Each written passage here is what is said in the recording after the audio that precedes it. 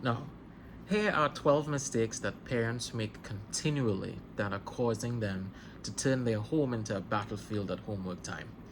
Now, I'm Kirsten Wilkins, and I've been helping students optimize their performance for the best part of 4 years now, and we've taken students from really poor performers to excellent performers, 30 to 90% in time measured in weeks. So here are a couple of things. I'm going to go through 3 of them today out of the 12 for this series that will help you make your homework time less painful.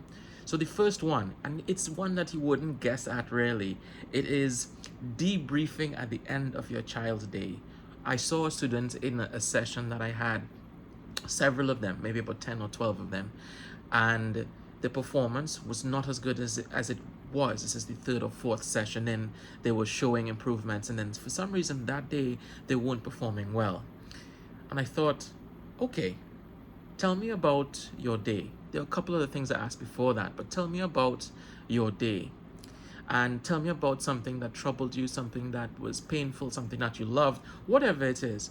And what we found was soon after that, this is like a couple minutes, 2 or 3 minutes after that, the child's performance went back up.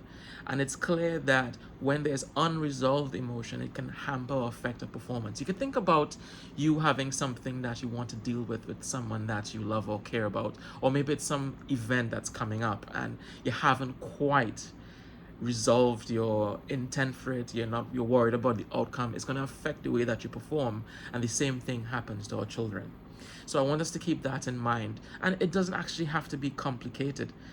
Sometimes you ask your child, well, what happened today? It was good. How was the day? It was all right. When there's some really interesting questions or more directed ways that you can get. So I'm going to give you 3 of those questions. The first one is, tell me something funny that happened in your day. That way it removes all the noise of things that happens and specifies something for their mind to attach to. Right, so it's cued recall for the memory of the school day. And then tell me something about your day that was upsetting. Again, cued recall. And then tell me something that would make your day better. And as your opportunity as a parent to learn about what your child's needs are and to actually get a little bit more about their personality, which you may not get just by asking how was the day and the response being good.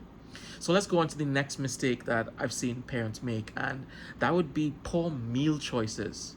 So you want your child to do well, and it's a rush to get home, and I understand that it can be stressful, and all you have is bread and sausage, you know. But highly processed foods affect the ability to function, especially if it's sugary or salty and low fiber. So my strong recommendation is find snacks that are high in fiber and low in sugar. That way they can have a slow release of sugars into the gut, and you don't get insulin spikes, which is going to affect their cognition, because they're not going to be able to focus as easily, and other things like that. I think that's probably one of the biggest things that you can do to help your child. I think dried fruit or oats, and giving them the opportunity to select their snacks based on those rules. The rule is high fiber, low sugar. High fiber, low sugar. You really want the slow release of the sugars into the bloodstream, and the fiber helps to slow that down. So keep that in mind and let them choose. You'd be surprised at how much they'll be willing to eat, or what they'll be willing to eat if they have a choice in the matter. And this is the last one I'm going to say for this section, and I think this is really poignant. This is really, really important. And I would recommend this. If you forget everything that I've said so far, please remember this. Avoid continually correcting them as they do their work. Your job is to supervise, to observe. Your job is to make your job as easy as possible when it comes to homework time. So here is this really key tip to avoid that pain. 1, provide guidance without taking over. So you set the path and you have them travel the path. Treat the education like it's a journey rather than direct instruction. Humans are really good at navigating. We're really good at the idea of journeys and travel. So you lean into that concept because it'll be very helpful. The other one is let them teach you. If they can't teach you, it means that they don't necessarily understand, and forgive them for not understanding. It's not a moral failing of theirs for not understanding.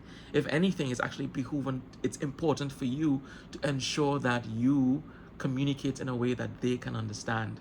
And if you see them anxious or stressed out, take a break. That break is for you and for them. So this has been the first installation of that series of how to keep your home from being a battlefield at homework time. I hope you enjoyed, and I'll leave some extra things down below for you if you'd like to have it. All right, take care and see you soon. Peace.